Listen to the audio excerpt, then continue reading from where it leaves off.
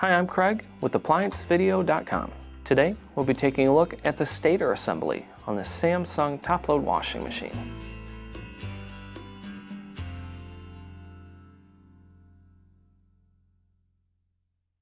Stop. Before beginning any repair, always be sure to disconnect the power to the appliance.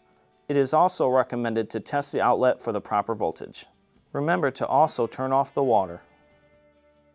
The main reasons why you'd be replacing a Stator assembly is if the unit is throwing one of the motor air coats, it could be making a grinding noise when it is in wash or spin, or you could be getting a burning smell when it is in spin. Now, click on the link below to view this repair video. ApplianceVideo.com guides you step by step, giving you the confidence to avoid recalls and callbacks, also saving time on repairs.